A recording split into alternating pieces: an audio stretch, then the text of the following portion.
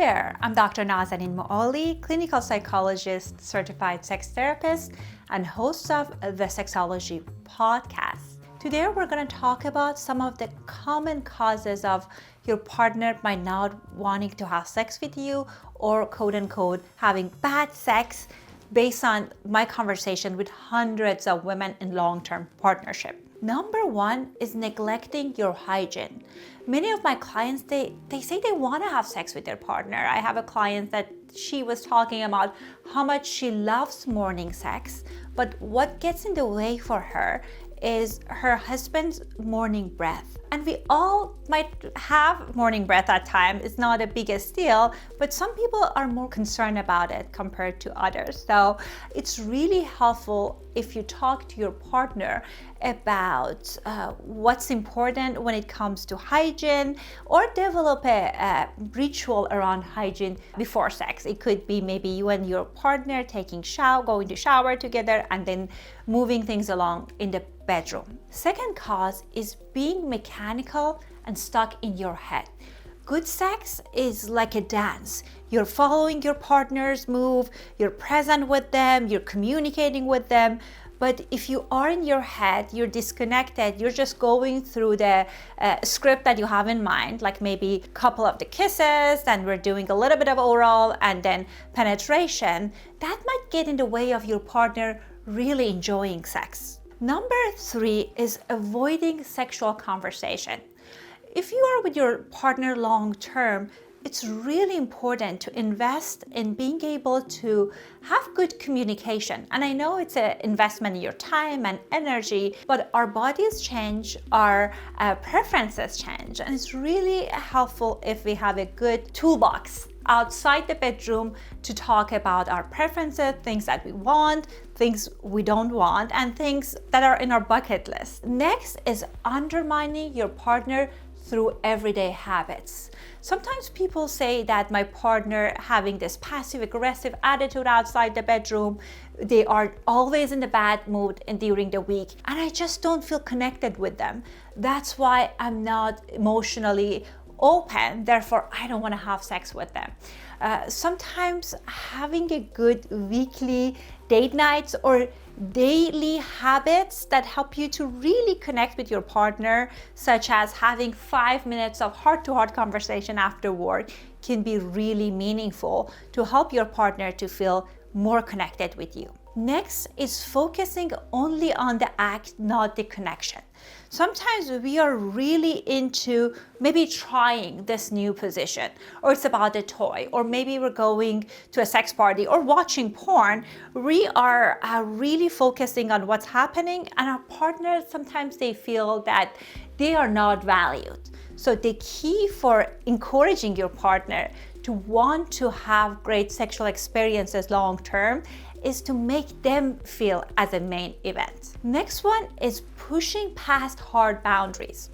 Maybe your partner shared with you that there are things that are hard no for them. Maybe anal is a hard no for them.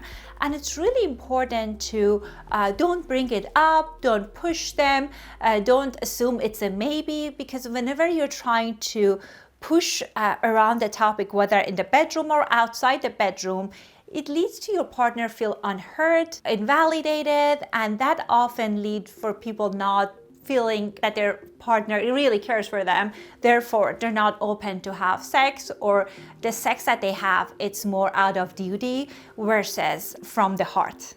Next one is using porn as a playbook for great sex. I absolutely get it that most of us didn't get proper sex education. My family never talked to me about sex.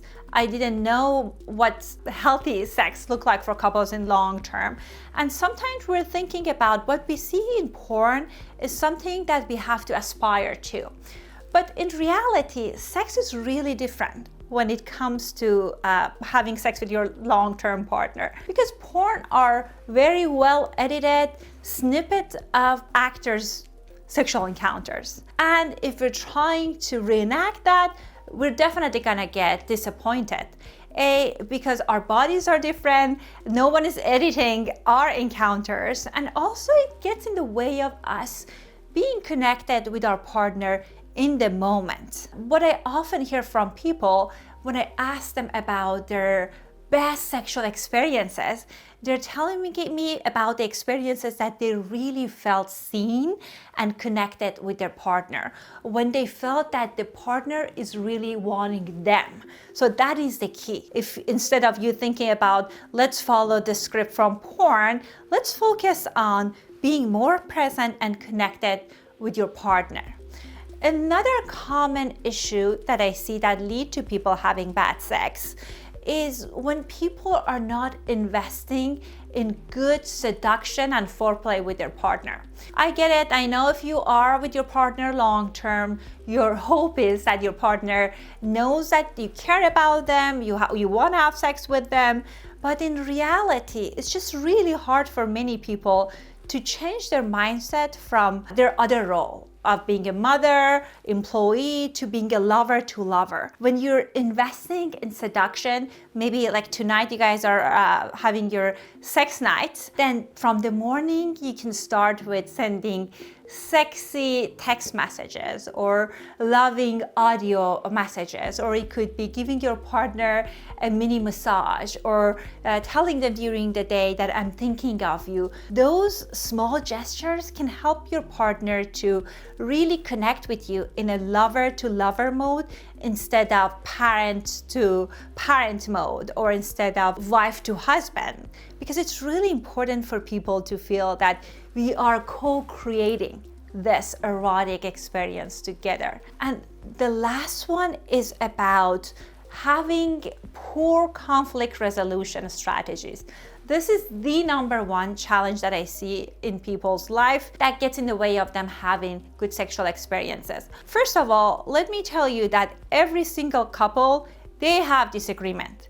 You're two different people living life together, and there are gonna be things small and big that you will disagree.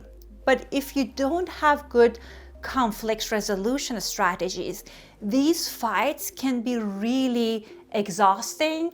It can trigger childhood wounds. Instead of the issue being about us fixing this thing about the house or this issue around parenting, if you're not able to communicate well with your partner, of course that it's hard to be able to navigate the nuances of adult communication and conflict resolution. So with working with a seasoned therapist, you will be able to resolve these issues and feel actually closer with your partner. If you are interested in learning conflict resolution strategies, you can find the link to book an appointment with me. Lastly, it's about doing the same skill over and over. For many women, they love variety. Novelty is something that helps their feeling connected with their partner. It engages their mind. You might have heard from your wife or your girlfriend that at times they're completely checked out during sex, or they're thinking about their grocery list. It's just because